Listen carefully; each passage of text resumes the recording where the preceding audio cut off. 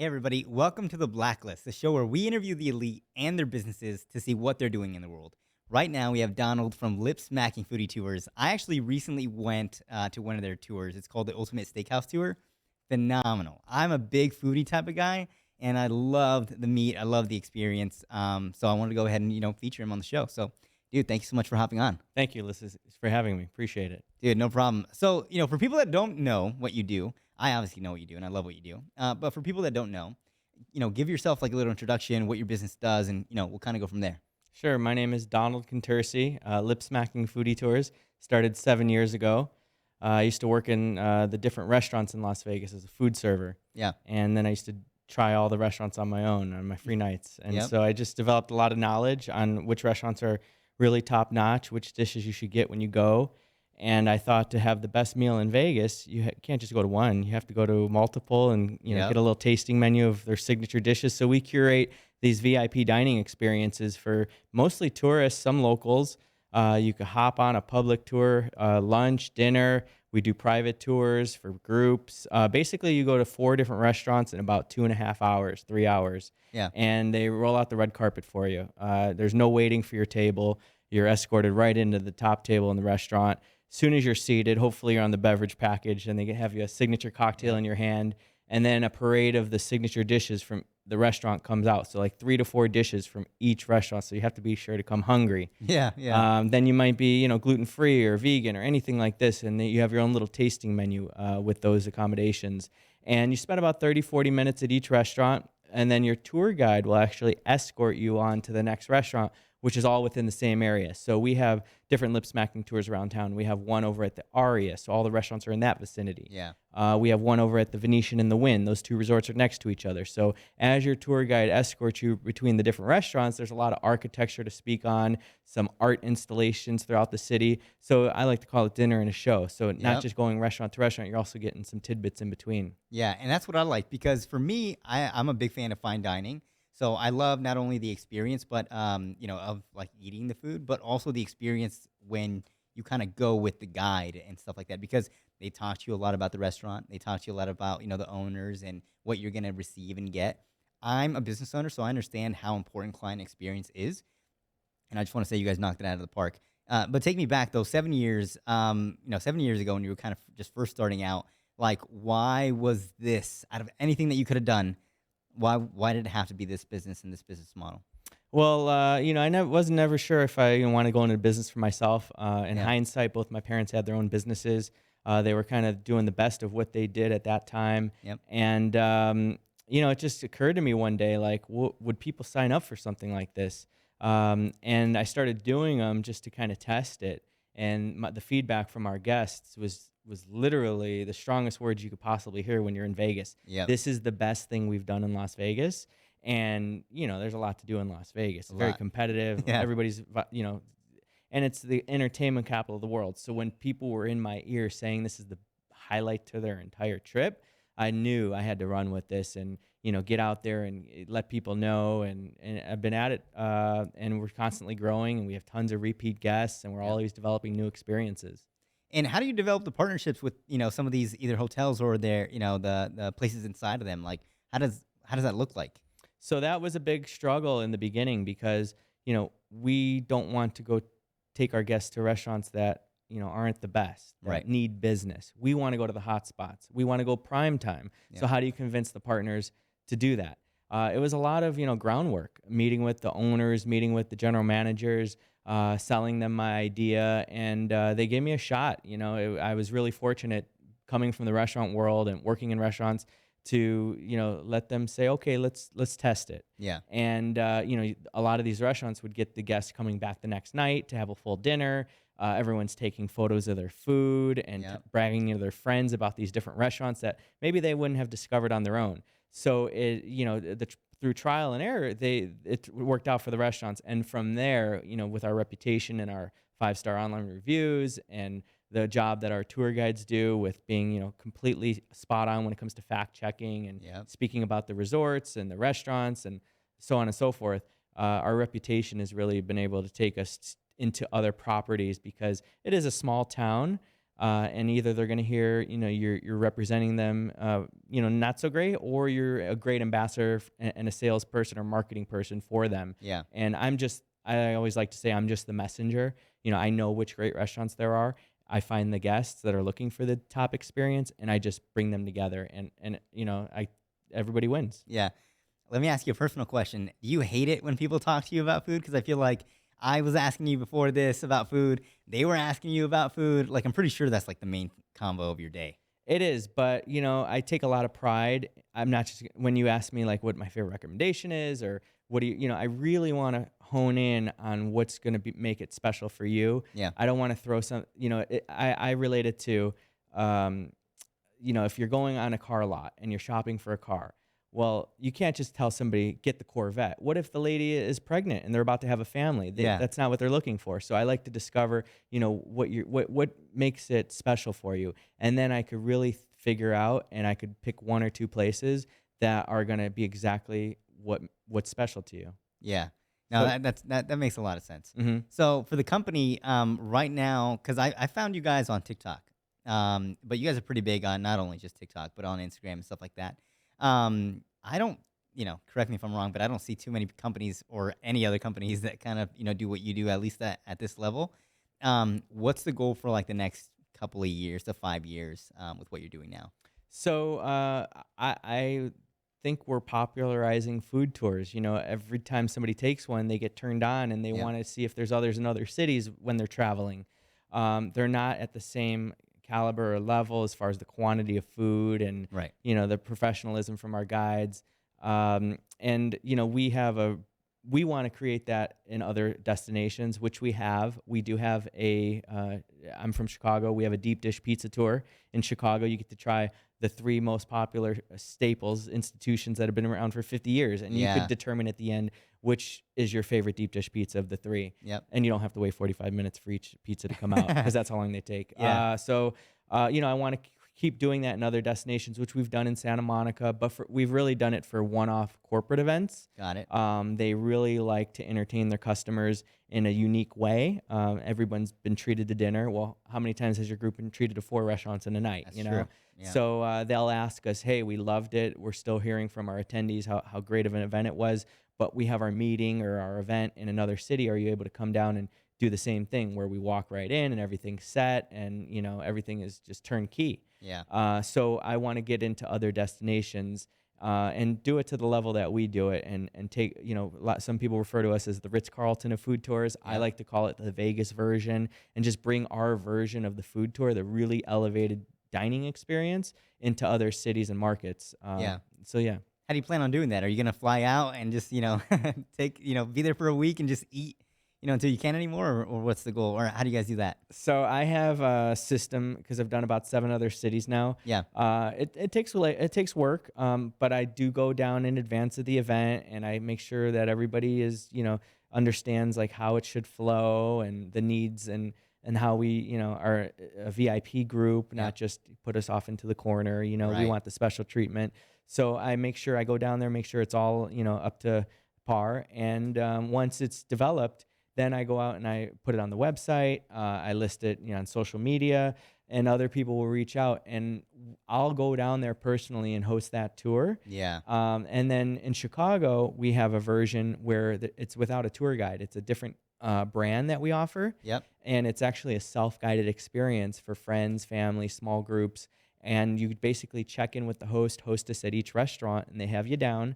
They get you seated right away. There's no check. It's all prepaid. Yep. And you get that VIP experience, and everybody's on the same page. And then you have a virtual guide that will show you how to get to the next restaurant, with a little bit of background information with a voiceover. So it's if you want to use the virtual guide, you can. So I have that. And then when we book these big, large groups, Yeah.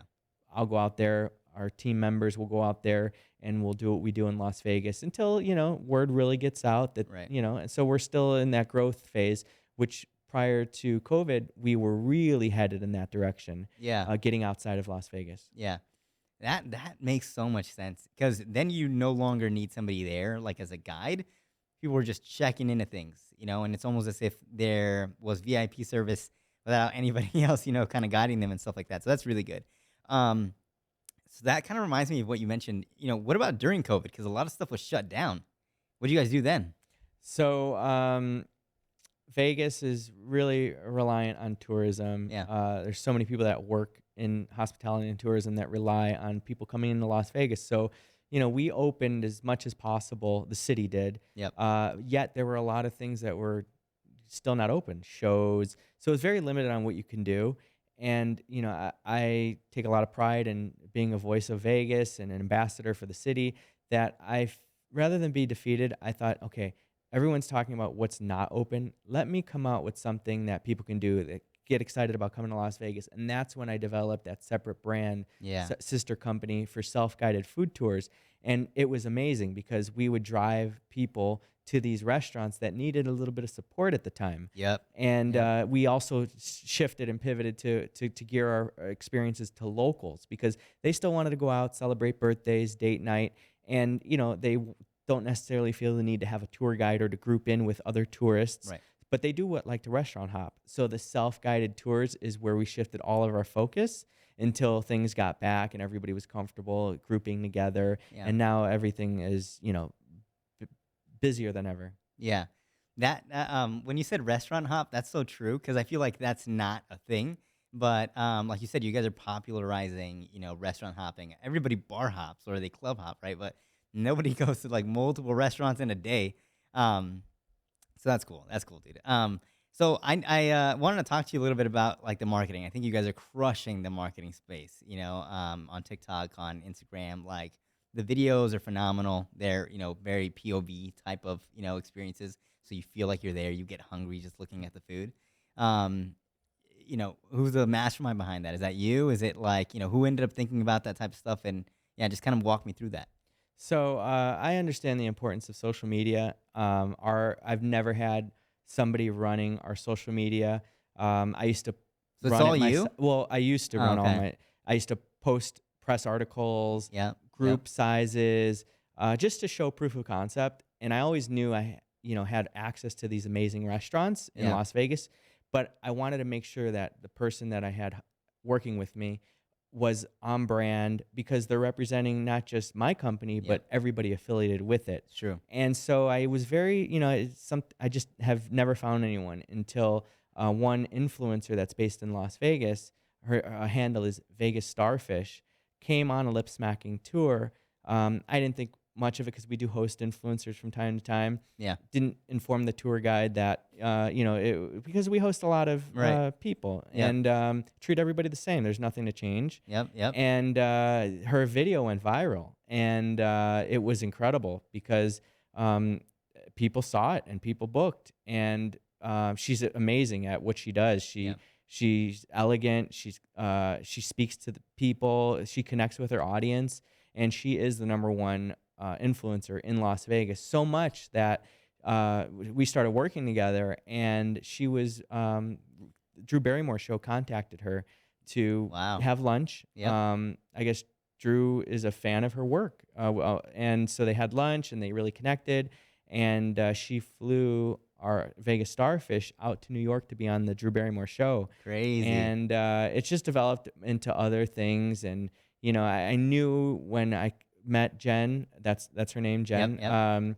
that she was just as driven as myself, which is very hard to find people that are truly passionate about what we're doing. And so it's just been an amazing partnership, and I'm fortunate that she's running all the socials. And so yeah, I have to give all the credit to her because she's the one that shoots the content, does the POV, and Yep. comes up with a lot of the creative ideas. I mean, that's how I found you guys. I think she's the one that made she's the one that made the introduction. To us. So yeah, shout out to Jen. Hopefully one day we get her on the show. But that's good, dude. That's good. And are you signing on like any other influencers? Is it mainly just kind of Jen, or like how does that? So she's got great relationships in town with other creators. They support each other. Yeah. And so she'll organize different influencer events. And That's so cool. it's great too because now these influencers who, get DMs from people visiting Vegas asking for restaurant recommendations. Yep. They could truly vouch for our experience because they've been on it, and it is really amazing experience. So they're proud to recommend the Lip Smacking Tour as a restaurant option. And so it's been, great because she'll organize these influencer events and come up with new. She pushes me just as much as I try to push her. Yeah. We're doing a one-off pizza tour in Las Vegas. That's so It's a badass, yeah. calendared event.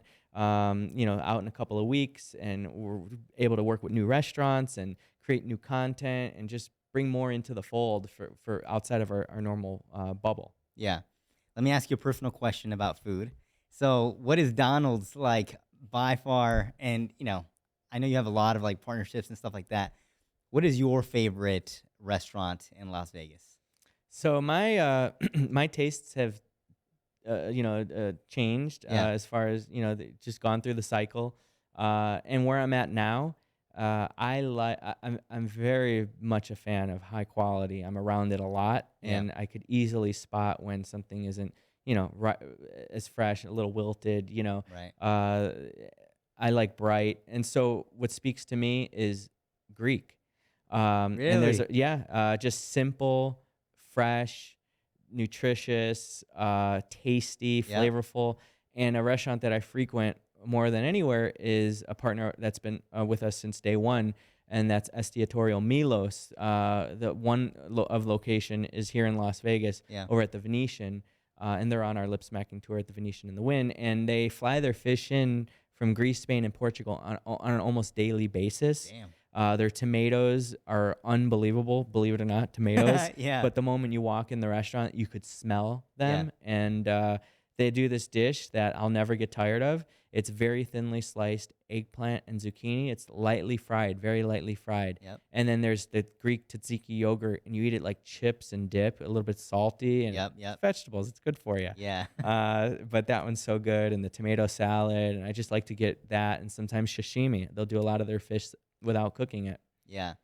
Dude, that's shocking kind of. I was expecting a steakhouse, or I was expecting I don't know, anything different, I Mhm. think.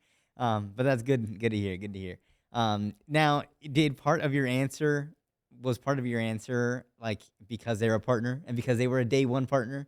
No. I mean, wouldn't you want to partner with Oh one yeah, of your favorites? That's true. 100%.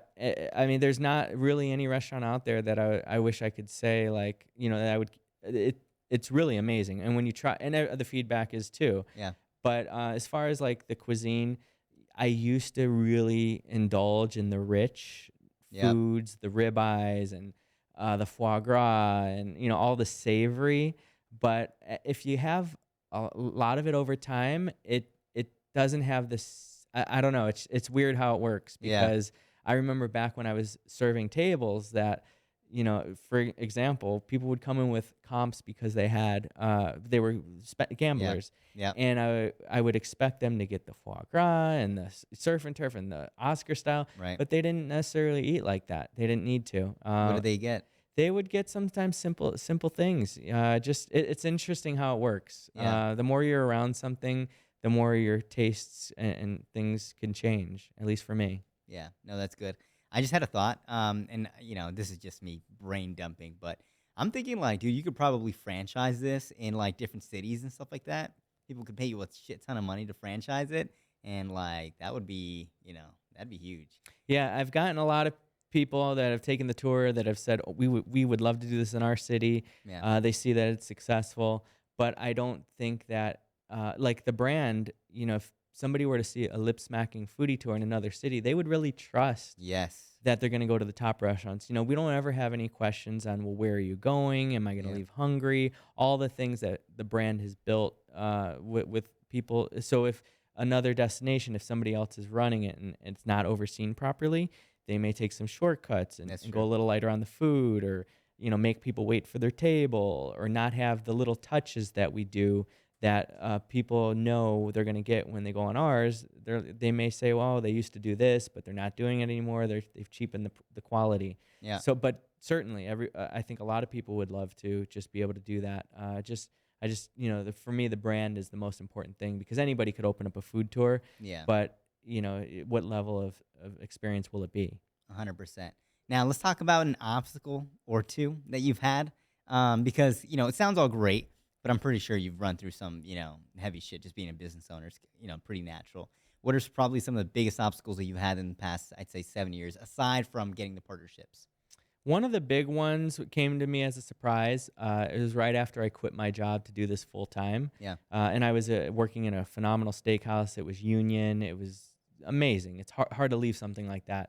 And the moment I quit is when I really had to get in gear and make this happen. Yep. So I figured, with no marketing budget, That's true. how do I do this? Well, I saw that the concierge desks were inundated day in and day out with, what restaurants do you recommend? Yep. And I was like, well, I could bring them brochures, and the moment I step away, the bookings are going to come. Yeah. I learned it was, and I didn't know how often you were supposed to visit. Nobody gave me the playbook Right. on how to do the concierge stuff. Yep. So I would go there every day, and I didn't realize that's a little too much. Yeah. So I'd get an email here and there. Hey, Donald, Don't visit me anymore. our agents are, they're busy with the guests. Yeah. But I just was doing, what I thought I needed to do. And Click so, delete and then kept going. Oh yeah. and then I learned, I'd bring back brochures and I'd say, hey, here's some more brochures and this. Oh, we still have plenty.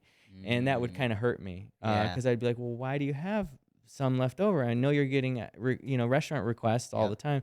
They don't know they could go to 4 restaurants in one night. This is where, you as a concierge, they come to you as the expert.